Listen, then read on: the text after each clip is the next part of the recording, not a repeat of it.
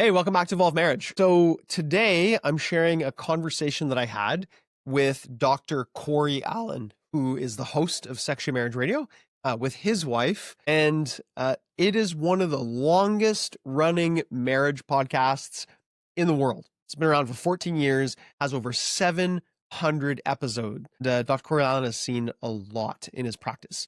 We talk about what marriage really exposes in us and why fair and equal isn't the goal, and how to grow into maturity without growing apart in your relationship. If you've ever felt like the spark is faded or that your relationship just feels hard and heavy a lot, this conversation will challenge you. It's going to ground you. It's going to give you a new way to see love and leadership in marriage. So let's go ahead and jump in. All right, Dr. Corey Allen, welcome to the Evolve Marriage podcast.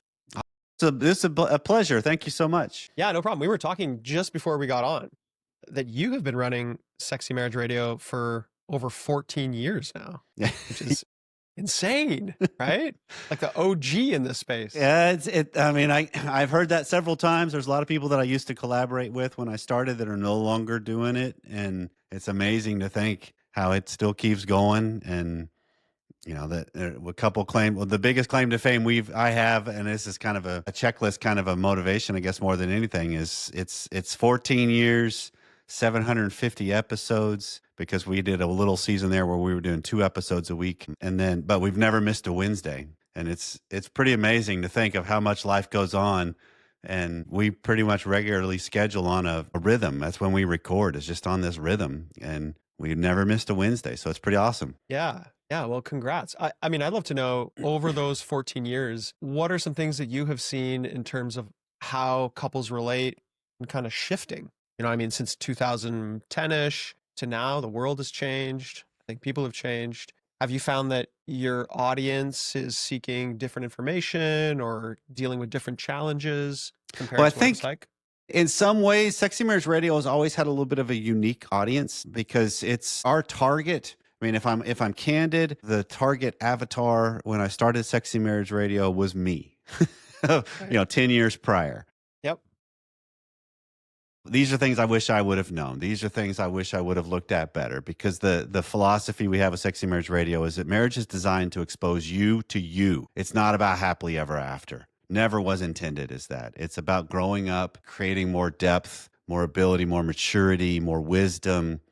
And that's a individual journey taking place within a relationship context. And so a lot of the times our target, where it really resonates with people, is where for sure the shine has worn off of marriage. And it's like, this is not what I thought it was going to be. You know, there's a quote I came across years ago that fits perfectly: of the moment you wake up one morning and wonder if you made a mistake is when marriage really begins. And Right. so that's our target. It's the people that have gone through life. They've got some struggles and hurt and betrayals and pain, and that are just relationally only. I mean, obviously life has tons of that outside of a relationship in a marriage, but that's the ones that seems to resonate with most, because I think when we can look at it through that lens, we create something much more deep and profound as far as possibilities of what marriage can be, because it's two people fully functioning more to create something, not going into this myth that Jerry Maguire sensationalized with the "you complete me" mentality, which is a horrible target in my mind. That I'm a full functioning person. I was before I married my wife 32 years ago, and I still am today. And so it's that trend. I don't see too much of a shift in some of what we talk about as far as the nitty gritty with our audience and with people, other than for certain more people want things in bite-sized chunks, and you can't do marriage in bite-sized chunks. Yeah. And as you're saying that, you know, what comes up for me, and I'd love to know your perspective on this, but I mean, in a world that seems so individualistic and is really about like, hey, how can you meet my needs? How can I get what I want? I think that's the narrative that's really been pushed in the last little while. How do you help couples like stay in collaboration, especially when it gets hard? And it seems like comfort, avoidance, distraction seems like such an easy way to not face these challenges. Well, then they're at a true crossroads. Hmm. of what are you really here for? Because if it's truly this is just all about you, then you want servitude, you don't want partnership. So I think it's really and how you frame it for everybody to see it as, again, most of the time I think where we get really most uncomfortable in marriage life is something's being exposed and I'm frustrated with my wife for it. But what actually is happening is it's challenging me of something I didn't want to look at in myself. Right. I can have a overreactive tendency to, or I can have a flippant tendency to, or a undisciplined aspect of life. But I'll jump on her for hers because of that. That's impactful for me, and it bothers me. Rather than wait, what's my culpability here? And so there's a lot of times I think where people do find us and they don't stay, and I think it's because it doesn't resonate. They want something that's more, sad to say, a cookie cutter in some ways. When I don't think marriage and life are designed that way. I think there's an element of how am I growing to be a better person within the context of my relationship, not at the expense of? And so there's the differentiation of individualism versus differentiation, which is I'm creating a better self within the context of my marriage. Because the beautiful thing of that is when I can do that, I bring my marriage with it. Because it basically requires my spouse to have to do some of the similar things for themselves too, to grow, which then we get to reach places we've never been before. Yeah. Yeah, I absolutely love that. And I think through the lens of differentiation as well, this idea of a lot of people can be okay in a sense on their own. Like I'm totally good Sure. when I'm on. But that Sure. but then when they're in relationship and they get challenged or their needs aren't being met or their expectations aren't being met, that's when, like you're saying, some of that friction can happen. And I think so much of the practice is like how you approach and move through some of that friction with your partner. Yeah, and I also have a personal belief that we are always in relationship. So, I mean, I'm born into a family, so I've got that family of origin dynamic.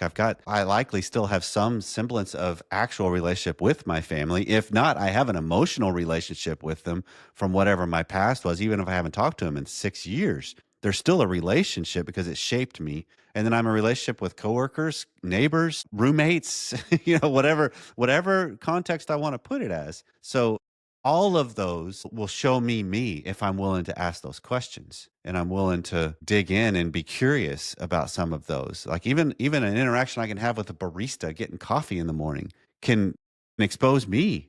Yeah. I could walk away going, "Wow, I was really short there. What's that about? What did that happen?" And if I just ask that question, that changes everything on what can happen. Rather than, "I wonder why she was in such a bad mood, huh?" And then you start getting in all this accusatory stuff that has nothing to do with you. Yeah. Yeah. And I love what you're saying. I mean, what a challenge of the ego, in a sense, kind of integrating that part of yourself. And like you said, growth being at the center of all of this, I think is Yeah, a I think powerful that frame. that's to me that's where we start to understand and taste the sweetness of what life is you start looking at.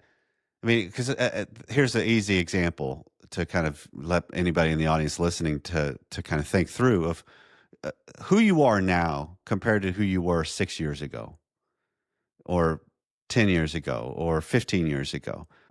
You're likely, if you look back at it and honest, you'd be a little proud of, look at what I've accomplished. Look at what I'm capable of. And most of those things that we've gone through, we look back at it at the first part of it going, there's no way, I don't think I could ever survive that. And then I go through it and realize, look at me. I'm capable. I can handle a lot. I can have that hard conversation. I can accomplish that goal. I can run a marathon or bench press whatever, or have that difficult conversation or go on that adventure or whatever it is. And all of those things would have freaked us out. But then I start to learn there's other things that can be born in me along the way. I think that's what relationships are designed to produce, is opportunities. Dr. Schnarch calls them crucibles, where I get refined because I'm in that dynamic. And if I will look at it and use it well, I come out a better version. Yeah. And I love taking this lens. I'd love to think about and get your perspective on this idea of desire differences. A lot of clients that I work with, the couples that I work with, typically come to me because they're talking about Dr. Snarch, it's like this idea of gridlock. Hmm? And they're really stuck in a situation where one partner is seeking more closeness, maybe more growth, maybe more evolution, shift, change, whatever you want to call it. And the other partner, I mean, is taking the stance of that's just not important to me. Like I'm Mhm. okay with just whatever the way things are right now. How do you tend to approach those situations? What are ways that you encourage maybe one partner or both partners to kind of engage into that? Because for me, I think about leverage a lot. Like, well, if there's no leverage, if one person is just okay with this, it's going to be very hard to get them to collaborate. But I'd love your thoughts on that. Well, so then you start looking at it. I'm curious about your word leverage, but so let's go there first. Okay. Yeah. Unpack that for me. So for me, I think about change often takes leverage. I think about positive or negative leverage. Mhm. Again, very hard to judge, but this idea of, maybe the leverage is that we want to experience more of our dreams together. And we want to work towards building that. And that might include traveling more, At eating least that's different foods. what's kind of talked about on a high macro level as the couple. They say they're both on board with that, but then when you start getting into the nuances of it, you discover maybe we're not as on board as we were saying we were. Right, exactly. And so a lot of positive leverage would start as like, kind of an ideal and then be broken down into specific goals that we Okay. could move towards that. Then there's negative leverage as well, right? Like I think about for me, what shifted in my relationship when it was really toxic, and I wasn't showing up in a really, as a really, a lot of the leverage was my wife's going to leave me. It's impacting my kids, Mm-hmm. right? We think about that in terms of negative leverage that creates change. Okay. Yeah. So I'll use the same kind of framework. I just haven't ever used that wording, but it's in large part when you start looking at desire differences, which is common and evident in every marriage. I believe in matched desires. I think because of the nuances of meanings that we attach to things, there will be differences. And you could still want the same thing, but you're going to want it differently. And so therein can make it feel like we're not on the same page. When in reality, yeah, we are. She just doesn't get as excited about that as you do. I mean, I'm married to an adventurer. And when it comes to travel and food, and she wants to experience all of it. That's not me. And so the way my mannerism is in going about it can be a drag to her until she recognizes, wait, but I'm there. I'm just not as excited about it as she is. But I'm still there. And so that can be something that's negative and horrible, or she has to realize, wait a second, why is my liking this so contingent on your liking it? Right. Right. And Yep. enjoyment of what everything can be. And that's the separating of ourselves in the relationship to hold on to ourselves better. And so when you start realizing these gridlock issues that we have in marriage, that the importance of it is, okay, wait, more communication. This is just some of the truisms of Schnarch. More communication won't solve gridlock because it's not like you don't know their stance. Yep. You know what they believe, you know what they think. But the other side of it also is how am I refusing to actually look at my relationship to this dynamic, not my spouse, right? So why am I so dead set on I need it this way? What's that about? And when I can start examining that a little bit, I then create more breadth of options on how to get it. Because if you think about it, like a lot of people will say we don't have enough sex. So it's a higher desire for sexual frequency Sure. in marriage, right? So the higher desire wants more frequent sex. But then if you frame it on, okay, wait, what if you actually started having more sex, but it was real just perfunctory at best? Would that really satisfy what you're saying you want? Like, yeah, you had sex 3 times a week this time rather than once, but it was bad sex. So does that satisfy this thing? So then you start looking at, wait, no, that's not what I want. I want, like, okay, but hold on. So you start just opening up options to look at what's being required of you as it pertains to that gridlock that has nothing to do with your spouse yet. And so when you can look at it that way, you really start challenging yourself to what are the things I really do hold dear? What are the things I really do want? Now, how is there room for that and what my spouse really holds dear? Because maybe there is, maybe there isn't. Yep. And then you start getting into the real leverage moments like you're describing of, well, this could be a deal breaker. But just because I could be heading down a path towards that doesn't mean I don't need to go through and explore what am I learning about this? Because a lot of times what I've seen over the years of doing this as a therapist is when you start down the path, you start to discover what I thought would satisfy me is not at all what I really wanted. Yeah. I wanted a more full functioning person. Years ago, I would have thought I would want Pam to be a great supporter of me. I still believe that. But what I discovered now is her support often means requiring me of more things, not just cheerleading me. It's like, wait, you kind of didn't follow through with what you said there. And I don't like that being pointed out, but it's better. I'm better when it is. Yeah. And as you're saying that, a lot of things go. I took a bunch of notes, but certainly this idea of specificity as you're talking about it, right, I think is really important. What is it that I actually want? And I think that does take a lot of self-reflection. We have these kind of platitudes of like, I want more sex, I want this, but it's like, what actually happens in that experience? And then what does it do for me? So I can kind of help my partner provide Right. that, right? But then Right. there's this other tension that came up for me as you were saying that, you were talking about, your wife loving travel and things like that. Like I get that Kate and I are different. And so much of what I want, let's say we keep it in the sexual realm, I think so much of what I want is the belief that, Kate, my wife, wants to have sex in the same way that I do. And I think what I mean by that is that it can be very challenging for me to have this idea that Kate is having sex with me just for me, right? Okay. And there's Sure. like tension there because then it's like my beliefs around love, my beliefs around collaboration. So much is like, no, like, I don't only want her to have sex with me. I need to know that she also loves it. And now we're getting into this whole ambiguity of like, what are my Absolutely, beliefs? because Do I you look trust? at the two words you just talked about of love and being a part of this process. That she could see one of the loving things I can do is do this for you, Mhm. Yeah. Yeah. right? So the definitions that we use are completely divergent in some ways, but in reality, no, they're not. It's just, how is there room for both of you to realize, okay, what would make this, what would delineate the differences between she's just fully there for you versus, no, this is a full on, I'm glad to be here with you doing this, even if it's not for me. Yeah. Yeah, that's right. And how much that challenges my own belief around worthiness of love, of being served, ability to accept things, right? And that's some of the kind of deeper inner work talking about, right? Yeah. I recognize my need for reciprocity in our sexual relationship and how oftentimes that becomes a burden on Kate.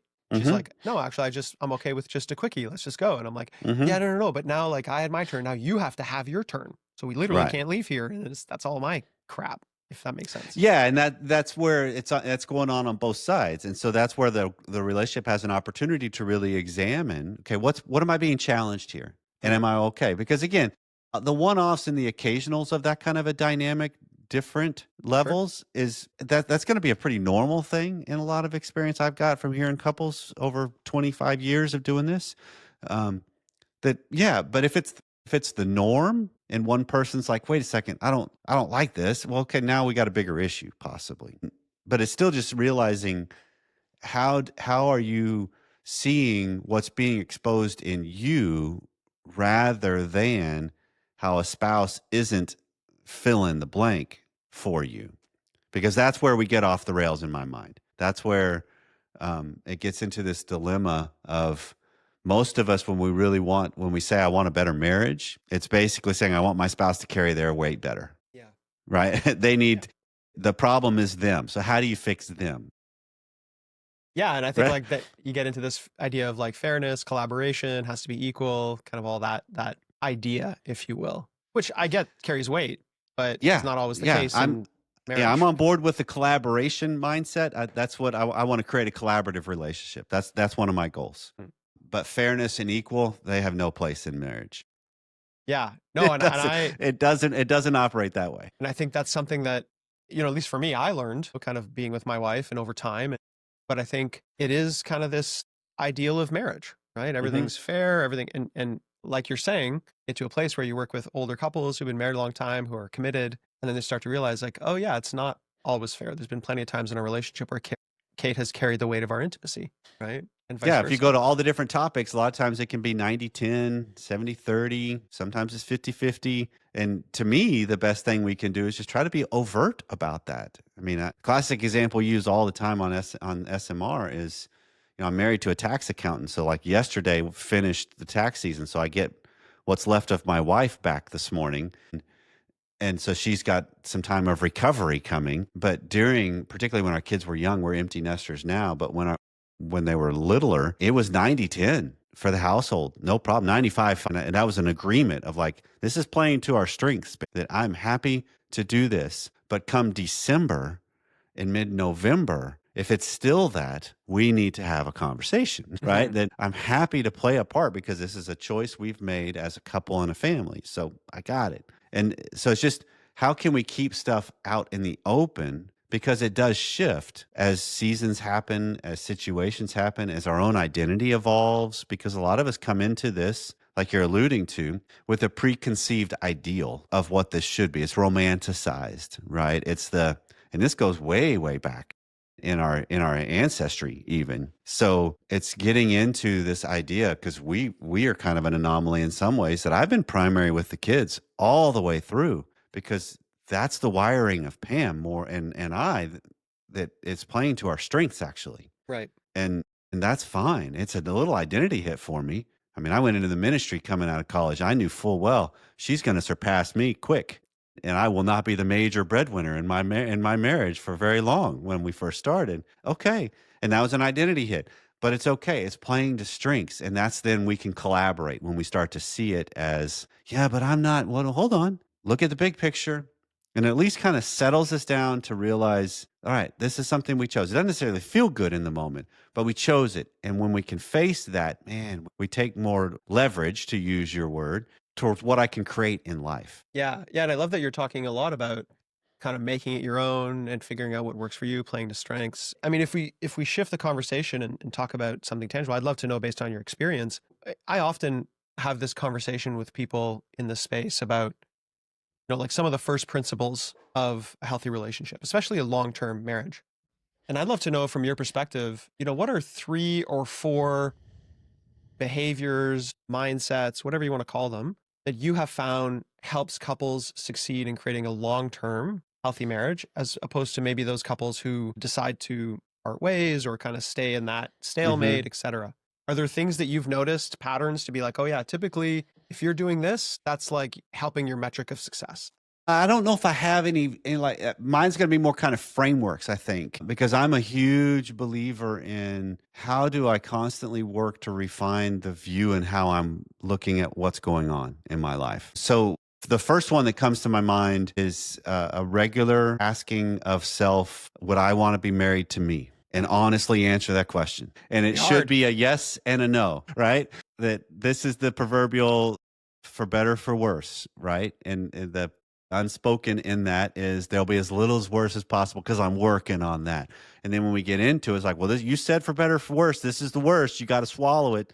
You got to take it, honey. That's just, rather than, wait a second. If I don't like that about me, why do I let it run amok with everybody around me? So what do I need to do about that? And so that's one of my main ones, is just what's self-respecting as it pertains to me being a good spouse, a good father, a good lover, a good friend, a good companion, a good housemate, a good financial strategist with my spouse, all of it. Yeah. Would I want to be married to me in this? And then the other one, the truism I believe in, is that we don't have trouble communicating in marriage. It's what we don't like what's being communicated is the problem. Because I tell people all the time, can you piss each other off? Because they come in and we just can't communicate. I'm like, okay, can you guys piss each other off? Yeah. Well, then you're communicating just fine. Right. You just don't like what's being communicated because it goes against what you think a spouse should be, the ideal, right? How could they think that about me? Well, 1, because it's possible there's some truth in it. 2, it's possible they're just that cruel.